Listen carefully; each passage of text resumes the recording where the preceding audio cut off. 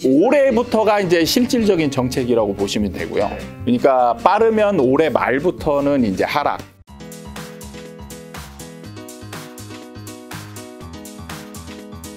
소장님과 저희가 티타임 때 네. 시장이 어떻게 될지에 대한 이야기를 가볍게 했는데 네. 소장님이 이제 좀 하락 관련된 이제 쭉 이야기를 하시길래 네. 저는 참 반가웠어요. 예. 제가 작년 말에 집을 샀지만 네. 집을 산 것과 별개로 저는 또 이 가장 본업이 유튜버잖아요. 그래도 떨어지면 안 좋은. 아니 저는 그래도 진짜 괜찮다 생각하는 게 왜냐면 최근에 김작가 TV 나와주셨던 이제 부동산 전문가분들이 네. 대부분 이제 상승을 얘기하시다 보니까 시청자분들께서 김작가 지금 작년에 집 샀다고 예. 상승 논조만 초청하는 거 아니냐. 전 그게 아니었다라는 걸 아까 소장님이 제 얼굴을 보셨을 거예요. 네네. 하락 외치신 분이다.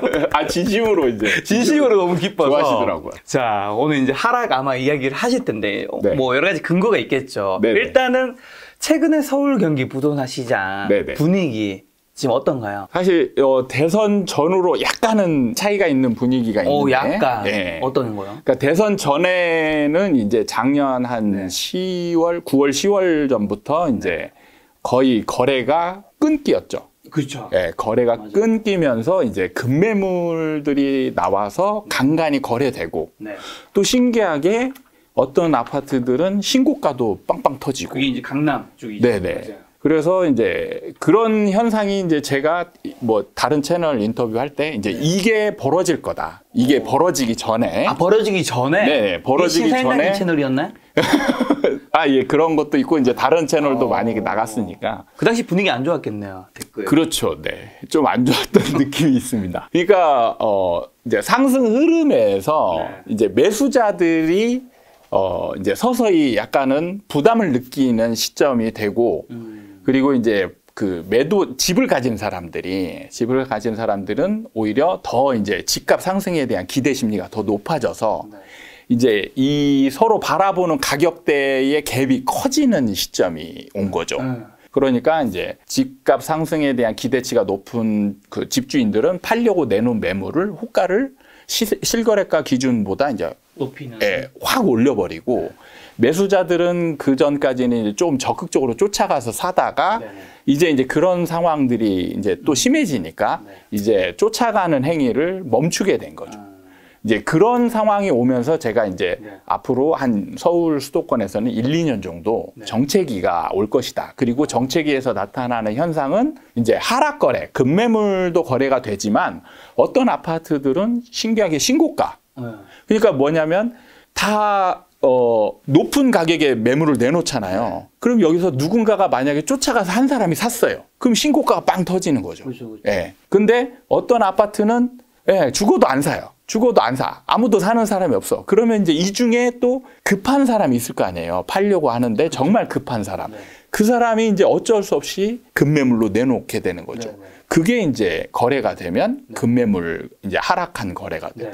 이런 게 이제 바로 정책이에요. 그러니까 서로 보는 방향이 완전히 다른 거죠. 이제 매수자들은 약간은 이제 하락 분위기에 기대 심리가 생기고 매도자들은 아직까지는 그래도 상승이야. 이런 이제 분위기. 근데 이제 이게 대선 전까지의 분위기고요. 대선이 이제 이때 이제 윤석열 후보가 당선이 됐잖아요. 이제 윤석열 후보 같은 경우는 약간 보수 진영 그리고 이제 정책이나 이런 걸 보면 약간의 규제 완화 이런 추세이기 때문에 이제 집 가진 사람들이 이제 그 약간 하락 분위기 정체기에서 하락 분위기일 때 이제 호가를 높여놨다가 약간은 낮추는 분위기였거든요. 근데 다시 지금 기대 심리가 생겨가지고 매물을 거두고 호가를 좀 올리는 그런 상황이 생기고 이제 매수를 대기했던 분들도 지금 이제 재건축 규제 완화라든지 이런 이제 그 얘기가 나오고 있으니까 그럼 미리 돌아보자. 돌아보고 지금 분위기 보고 살 수 있으면 사자. 라고 돌아보는데 돌아보는 사람들이 좀 늘어났다 싶으면 여기에 호가를 확 올려버리죠. 그러면은 매수자들이 전에는 이제 쫓아가서 샀지만 지금 별로 안 사는 그냥 돌아보기만 하고 많은 그런 상황이 지금 이제 벌어지고 있죠. 그러면 이제 올해 전망 좀 어떻게 보시는 건가요? 지금 그냥 정책인 거고 그럼 이 정책이 다음은 뭔데요? 정책이 다음은 하락이죠. 아, 하락. 예, 하락으로 넘어가는 정책인 거예요. 그러니까 상승 이 사이클을 이제 저는 사이클을 주로 얘기하는데 일단 사이클 한번 얘기해 볼까요? 네. 이렇게 상승을 하다가 바로 V자로 꺾이는 게 아니고 U자형, U자형으로 꺾이면서 이제 하락을 하는 거죠. 그래서 이 U자형의 이 이제 완만한 이 구간이 이제 정체기로 제가 이제 명명을 하고 그게 이제 길면 2년, 짧으면 1년 정도 이렇게 보고 그 다음은 이제 하락이에요. 언제부터인 거죠, 그러면? 2024년 올해부터가 이제 실질적인 정책이라고 보시면 되고요. 그러니까 빠르면 올해 말부터는 이제 하락, 그리고 조금 늦으면 내년 정도부터 하락한다라고 보시면 될 것 같습니다. 그럼 저기서 궁금한 게 이 하락하는 가운데 아까 말씀하신 신고가가 강남 쪽이잖아요. 이제 강남 쪽에는 이게 다주택자 규제 완화로 인해 똘똘한 채가 사실은 그게 강남 쪽에 굉장히 많은 거잖아요. 그래서 하락하더라도 강남은 크게 많이 떨어지지 않는다. 결국 강남은 계속해서 오를 수밖에 없다고 굉장히 많은 분들이 얘기하시던데 아까 티타임 때 강남 또한 집값이 100% 떨어질 수밖에 없다고 티타임 때 얘기해 주셨고 100%라는 게 떨어지는 금액이 100%가 아니고 떨어질 확률을 100% 얘기하는 겁니다. 왜요? 똘똘한 한 채인 거는 앞으로도 계속 대세일 텐데. 그게 뭐냐면 똘똘한 한 채라는 건 사는 사람이 이제 기준이거든요. 그렇죠. 똘똘한 한 채를 산다 이거거든요. 맞아요. 근데 하락 분위기가 되면은 똘똘한 한 채를 사는 사람도 없어지게 돼요. 이게 이제 결국 오를 거라 생각하고 또 사는 분도 있지 않을까요? 그런 사람들이 있는 반면에 이게 이제 좀 어떻게 보면 우리나라 시장 구조를 좀 이해할 필요가 있는 게 우리나라 시장 구조가 두 개가 이렇게 나란히 있어요. 뭐냐면 한쪽은 이제 일반 매매 시장, 아파트 매매 시장. 사실은 지금 얘기하는 게 일반 아파트 매매 시장입니다. 그리고 바로 옆에 하나 있는 게 이게 뭐냐면 분양 시장이에요. 분양 시장. 분양 시장이 있는데 이게 뭐냐면 이제 사람들이 안 사기 시작하잖아요. 안 사기 시작하게 되면 이제 그 일반 시장에서의 그 매도 매물은 말씀하신 것처럼 특히 강남이나 이런 데들은 버틸 수 있어요. 끝까지 버티면 결국에는 매수자가 이제 지는 거죠. 약간 매도자 우위 시장이라는 거죠. 그렇죠. 그래서 이제 쫓아가서 사게 되는데 이게 이제 정체기로 넘어갔잖아요. 정체기로 넘어가면 매수자들이 이제 그 상승기 때 가졌던 심리 상태, 조급하고 불안하고 이런 이제 적극적인 심리 상태에서 벗어나서 약간은 이제 이성을 찾는 시기가 된단 말이에요. 그러면 이때부터 뭔가가 뭐냐면 올라갈까 떨어질까를 굉장히 고민을 하게 돼요. 고민을 하는데 자, 이때의 분양 시장을 그 전까지를 보면 분양 시장이 굉장히 높은 청약률로 분양이 잘 되거든요. 잘 되는데 자, 이때부터는 이제 서서히 경쟁률이 낮아져요. 왜냐하면 매수자들이 그 전까지는 막 쫓아가서 샀거든요. 근데 실제로 청약 시장을 자세히 보면 이 묻지마 청약이 굉장히 많았어요. 왜 그러냐면 자, 예를 들어서 청약 점수가 한 50점대 뭐 60점대인 사람들이 높네요. 높은데 서울 같은 경우는 다 떨어졌어요. 맞아요. 그런데 처음에는 이분들이 뭘 하냐면 이제 입지나 이런 걸 다 따지죠. 내가 들어가서 살아야 될 집, 좋은 집, 나쁜 집 이런 걸 구별해서 내가 이제 원하는 집에다가 청약을 넣었어요. 청약을 넣었는데 무조건 떨어지죠. 무조건 떨어지는 걸 몇 번 경험하니까 어떤 상황이 벌어지냐. 이게 의미가 없어. 이 집을 고르는 게 의미가 없는 거예요. 떨어지는데 어차피. 그러면 되는 게 중요하지. 내가 갈 집이 중요한 게 아닌 거예요. 무조건 떨어지니까. 그러니까 이제 고르지 않아요. 고르지 않고 일단 청약을 넣고 보는 거예요. 청약을 넣고 보는데 상승장일 때는 계속 떨어지는 거예요. 계속 떨어지니까 이제 청약을 이제 바라는 사람들은 어떤 현장이든 무조건 청약을 그냥 집어넣는 거예요. 점수에 상관없이 이제 다 집어넣는 거예요. 그러면 경쟁률이 어마어마하게 나오죠. 그렇죠. 어마어마하게 나오는데 이제 최근에 송도에서 나타난 상황이 뭐냐. 경쟁률은 굉장히 심했어요. 그래가지고 당첨이 됐습니다. 근데 이 당첨된 사람이 계약을 안 해요. 돈이 없었던 거 아닐까요? 그렇죠. 이런 상황인 거죠. 그러니까 뭐냐면 묻지마 청약을 들어갔는데 의외로 그런 사람이 당첨이 된 거예요. 그러고 나서 당첨돼서 이제 계약을 치르려고 보니까 돈이 이제 만만치가 않은 거죠. 그래서 이 고민하다가 포기해버리는 상황이 벌어지는 거예요. 근데 이 다음부터 나타나는 현상이 뭐냐? 묻지마 청약이 없어지는 거예요. 그러니까 청약 경쟁률이 확 낮아지는 거죠. 이때부터. 그렇죠. 그러니까 그 전에는 청약이 무조건 떨어지는 상황이니까 네. 청약을 그냥 생각 없이 막 집어넣는 거예요. 근데 이제는 점수가 좀 내가 어중간한 내가 당첨이 될 점수가 아닌데도 당첨이 딱 돼요. 되고 나서 보니까 이제 이거 가격을 내가 이거 치를 수 있을까? 중도금 낼 수 있을까? 가격은 올라갈까? 이런 고민을 하다가 이제 안 하게 되면 어떤 상황이 벌어지냐? 네. 그동안 정말 어렵게 모아왔던 청약 가점 있죠.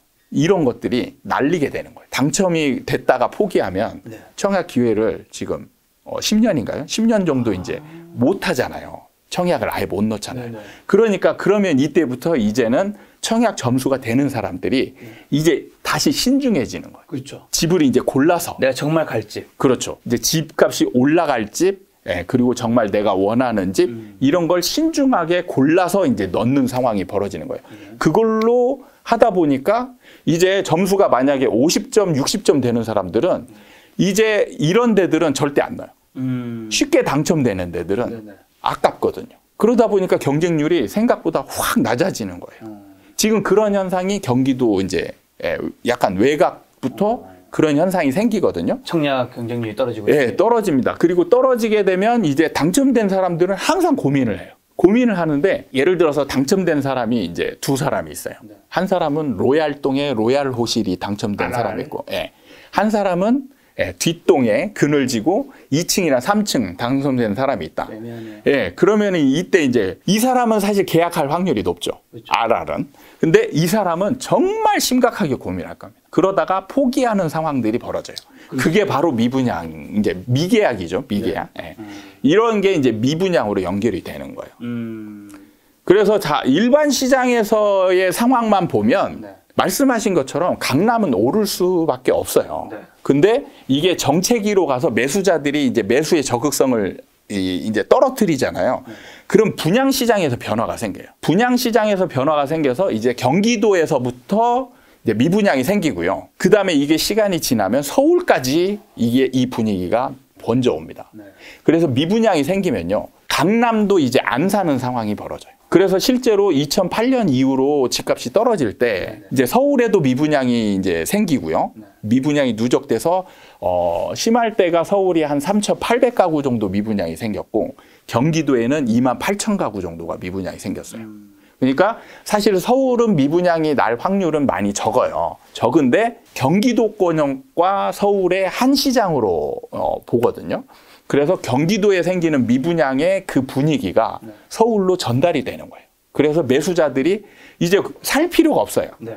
살 필요가 없는 게 사실은 대부분은 집값을 이제 주거용으로 사는 용도도 있지만 더불어 항상 필수적으로 가져가는 게 뭐냐면 시세 차익이죠. 아, 그렇죠. 네. 근데 시세 차익이 없다라고 확신이 들면 어떤 선택을 하냐면 이때 집을 사는 게 아니고 거주를 임차로 해결을 하는 거죠. 시세 차익이 없으면 그게 훨씬 나은 거 아닌가요? 그렇죠. 왜냐하면 뭐 취득세, 보유세 뭐 이런 것들이 생각보다 많죠. 그렇죠. 많으니까. 그리고 실제로 만약에 집값이 10억이다. 그러면 전세가는 한 5, 6억밖에 안 되거든요. 그러니까 똑같은 돈이 들어가더라도 만약에 취득세, 보유세 이런 거 없다 하더라도 내 돈으로 치면 6억, 5, 6억 들어가는 게 훨씬 나은 거죠. 그러니까 사람들이 이때부터 무주택자들이 지금은 이제 주요 매수 주체거든요. 근데 이 무주택자들이 지금까지는 굉장히 어떤 그 시장에 부정적인 생각이 많았단 말이에요. 근데 그게 상승이 계속 이어져 오다 보니까 이 부정적인 생각이 깨진 거죠. 그렇죠. 깨져서 이제는 참여해야 되나 이러고 있는데 이제 그 살 사람들은 20년, 21년에 거의 다 샀고요. 지금까지 버틴 사람들은 더 부정적인 사람들이 많아요. 네네. 실제로. 아니면 돈이 많지 않거나 이런 상황에서 이제 매수를 멈추게 하는 상황들이 벌어진 거잖아요. 그럼 이 사람들이 굳이 그걸 살 필요가 없어지는 거예요. 청약 경쟁률이 떨어지는 게 미계약과 미분양으로 이어지고 이런 것들이 집값의 하락의 전조신호 같은 것들이다. 예. 그래서 가장 제가 이제 첫 번째 책에서 쓴 게 미분양이 생기면 이게 이제 바로 하락의 트리거다. 이런 얘기를 했었거든요. 그러니까 미분양이 생기기 전까지는 사람들은 이게 하락하는지 상승하는지 정확하게 이해하지 못해요. 그런데 정체기로 가면 매수의 이제 적극성은 굉장히 떨어진 상태로 유지를 하거든요. 네. 그리고 이제 간간히 정말 나는 정말 이 집에 죽어도 살고 싶어. 네. 예, 돈 지금 이거 상관없어. 이런 분들만 이제 사면서 신고가가 빵빵 터지는데 문제는 이게 연결이 안 되는 거죠. 옛날에는 이런 신고가가 터지잖아요. 그러면 호가를 또 올리고 누군가가 또 쫓아가서 사고 이런 식으로 해서 상승을 이어져 왔는데 지금은 이제 이어지지 않아요. 거의. 근데 부동산 전문가분들이 이제 상승을 말씀하시는 게 매매 시장만 봤을 때는 또 다 맞는 말이시라고. 네. 그러니까 매매 시장만 봤을 때는 제가 말씀드린 게 지금 집 가진 사람들은 아직도 상승에 대한 기대치가 굉장히 강해요. 그래서 다 버티고 있죠. 호가도 지금 굉장히 높은 상태로 유지하고 있어요. 근데 매수자들이 지금 안 사고 있는 상황이죠. 그래서 대립 상황이 벌어지는 거예요. 그럼 이 상황이 만약에 분양시장을 제외하고 일반 시장만 보잖아요. 그럼 이 상황이 계속 오래되면 누가 이기느냐? 매도자가 집 가진 사람이 이겨요. 무조건 이깁니다. 그래서 쫓아가서 누군가는 또 쫓아가서 사고, 예, 그러면은, 아, 이제는 또 틀렸구나, 내가. 그러면서 또 쫓아가서 사고, 이런 상황이 벌어지게 되는 거예요. 근데 이제 매수의 여력이 좀 떨어지면서 분양시장에서 변화가 오는 게 중요한, 이 조짐인 거예요. 그럼 상승을 말씀하시는 분들은 분양시장을 못 보고 있는 건가요? 아니면 크게 중요시 안 여기는 건가요? 뭐 어떤 건가요? 그건 저도 모르죠. 그런데 지금 분양시장을 얘기하는 분은 저는 한 분도 못 봤어요. 그러니까 대부분의 이제 그 다른 전문가들이 하시는 말씀은 입주 물량을 가지고 얘기를 하시죠. 그렇죠. 그러면서 공급이 없다. 2025, 5년 뭐 이때까지. 그래서 집값은 어느 정도 오를 수밖에 없다 말씀하시잖아요. 근데 이 입주 물량의 역할을 좀 제대로 알면 좋겠는데 자, 실질적으로 입주 물량이 많을 때가 언제였냐? 2017년, 18년, 19년이었거든요. 그래가지고 이때 뉴스에 2017년도에 어떤 뉴스들이 많았냐면 2018년도에 우리나라에서 사상 최대 입주 물량이 대기하고 있다. 그래서 이때 무조건 집값 떨어진다. 이런 얘기가 2017년에 이제 거의 지배적이었어요. 지배적이었는데 실제로 거의 안 떨어지고 올랐잖아요. 그러니까 입주 물량이 그렇게 많았음에도 불구하고 이제 집값 상승은 안 왔단 말이죠. 그리고 2012년, 13년, 14년 이때로 돌아가면 입주 물량이 사상 최저치예요. 이때가. 근데 이때가 지금 시장 그래프로 보면 집값 최저가거든요. 그런 보면 이런 게 안 맞는 거죠. 그런데 이거를 왜 안 맞는지를 자세히 따져보면 자, 입주 물량이 공급 역할을 이제 한다라는 거잖아요. 공급 역할. 그렇죠. 네. 근데 우리가 공급에 대해서 좀 자세히 고민을 좀 해보고 자세히 알아볼 필요가 있는 게 실제로 공급이 뭔지 매매 시장에서 공급은 뭔지를 잘 이해할 필요가 있어요. 네. 공급이 집이 공급이냐 아니면 파는 게 공급이냐. 네. 이 부분인 거죠. 근데 실질적으로 매매 시장에서 예를 들어서 헬리오시티가 있어요. 헬리오시티는 지금 9,500세대죠. 이게 공급이냐, 지금도? 아니죠. 여기서 팔려고 내놓는 물건들이 공급인 거잖아요. 팔려고. 그럼 입주 물량도 사실 똑같은 거죠. 입주 물량이 집이 없다가 새로 생기는 시점이기 때문에 많은 분들이 이제 아, 집으로 생기는 거니까 공급이다. 이렇게 이제 여길 수 있어요. 근데 이 공급이 실제로 매매 시장과 임대 시장으로 나눠져서 가거든요. 그래서 실제로 예를 들어서 지금 만약에 분양을 한다. 그러면 만약에 10억짜리 분양을 했어요. 그냥 이제 김 작가님이 이걸 분양을 받으면 이제 실거주할 생각이에요. 그러면 분양을 받을 때 10억에 계약을 맺죠. 그러면 이제 계약금 1억 내고 중도금 이제 60% 중간에 내고 3년 후에 입주를 한단 말이에요. 그럼 김 작가님이 입주를 해요. 그럼 이게 시장에 어떤 영향을 미칠까요? 입주할 때. 집값이 주변 시세에 올라 있으면 그만큼 오르지 않나요?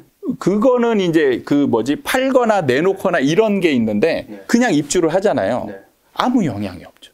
집은 생겼지만 그냥 입주를 해버리는 거잖아요. 그렇죠. 그러니까 사실은 아무 영향이 없어요. 근데 자, 여기에서 이제 입주할 때 만약에 입주를 안 하고 팔아버려요. 아, 그럼 영향이 있겠네요. 그렇죠. 팔아버리는 게 이제 이게 공급인 거예요. 실질적으로. 그럼 입주 물량 중에 예를 들어서 1000세대가 있다. 그럼 여기서 이제 매물이 나올 거 아니에요. 여기서 매물은 이제 매매 매물도 있고 임대 매물도 나올 겁니다.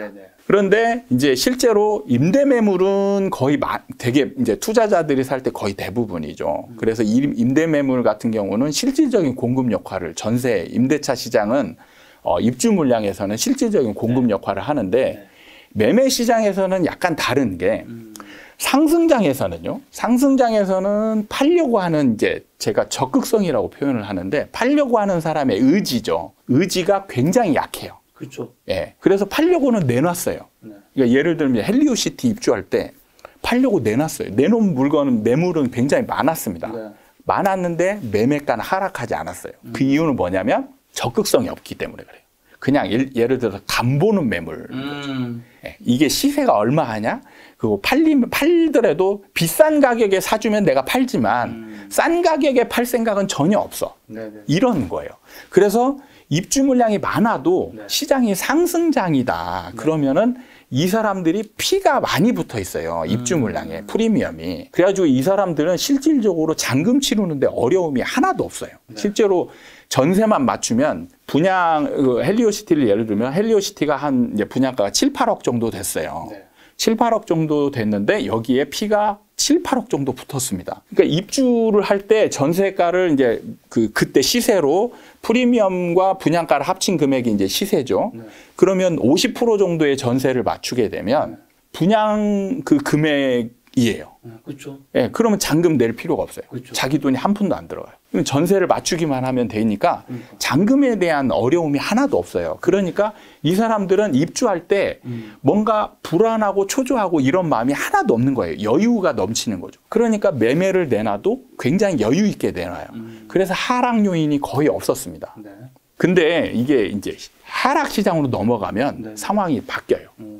하락 시장으로 넘어가면 이 분양권, 입주하는 분양권에 프리미엄이 이제 거의 없게 돼요. 그렇죠. 아니면 이제 심각한 데는 마이너스 프리미엄이 생깁니다. 그럼 마이너스 프리미엄인 상황이 되면 이제 거의 이 분양권을 가진 사람은 공포가 와요. 이게 이 잔금을 치를 수 있느냐 없느냐 이런 상황에 이제 닥치게 되는 그렇겠죠. 거예요. 예. 그래서 이때에 여유가 없는 사람들도 있을 거 아니에요. 돈 준비 안 된 사람들. 왜냐하면 상승장만 봐왔기 때문에 프리미엄 붙은 것만 기대하고 집을 산 사람도 꽤 많단 말이죠. 그래서 잔금 준비가 안 된 사람도 꽤 많아요. 그러면 이럴 때 이제 마이너스 P면은 전세를 맞춰도 부족한 돈이 한참 많아요. 그럼 잔금 준비 안 된 사람은 이제 잔금 치를 수가 없죠. 그러면 이때 어떻게 해야 돼요? 그냥 빨리 던져야 되는 거예요. 던지거나 이제 계약금을 포기하거나. 근데 이때 포기해도 건설사가 안 받아줍니다. 계약금을 포기하고 너 가져 이렇게 해도 건설사들이 안 받아줘요. 예, 이걸 파는데 또 건설사는 무조건 팔아야 되니까 갖고 있는다고 해서 좋은 게 하나도 없잖아요. 무조건 팔아야 되니까. 그럼 포기하는 거 받아서 다시 팔아야 되거든요. 그럼 판매 비용이 이 계약금보다 더 많이 들어가게 돼요. 그래서 안 받아줍니다. 그러니까 이 사람들은 계약금 포기도 안 받아줘. 그럼 빨리 팔아야 되죠.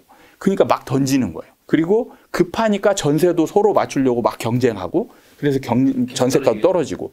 그러니까 시장 상황에 따라서 입주 물량이 미치는 영향이 완전히 다르게 돼요. 그래서 입주 물량이 많냐 적냐 이거는 시장 상황에 따라서 공급 역할을 하냐 안 하냐 이게 이제 달라지는 거고요. 근데 이미 지금 이제 시장이 어느 정도 이제 하락으로 넘어가는 추세잖아요. 그럼 이때부터 이제 프리미엄이 빠지는 것들이 생기거든요. 그럼 프리미엄이 먼저 빠진 현장들을 입주하는 데들은 벌써 하락 조짐이 막 보이는 거예요. 이제 그런 현장들이 경기도 외곽부터 생기고 서울 같은 데는 하는데 문제는 자, 입주 물량이 공급 역할을 제대로 하느냐 여부는 수요를 가지고 이제 비교를 해봐야 되는데 많은 전문가들이 얘기하는 게 보면은 수요 얘기는 아예 안 해요. 공급 부족을 얘기할 때 수요 얘기를 거의 안 합니다. 뭐냐면 고정화 시켜 놓는 거죠. 그러니까 살 사람은 많다 이거죠. 지금 막 영끌해서 사고 상승장에서는 계속 그런 현상이 벌어졌으니까 수요를 이만큼 고정시켜 놓는 거예요. 그래서 이만큼 고정시켜 놓으니까 만약에 입주 물량이 그냥 공급이다 치더라도 이렇게 비교해 보면 지금 이제 올해 입주하는 양이 굉장히 작잖아요. 그러니까 공급 부족이다 이렇게 얘기하는 거죠.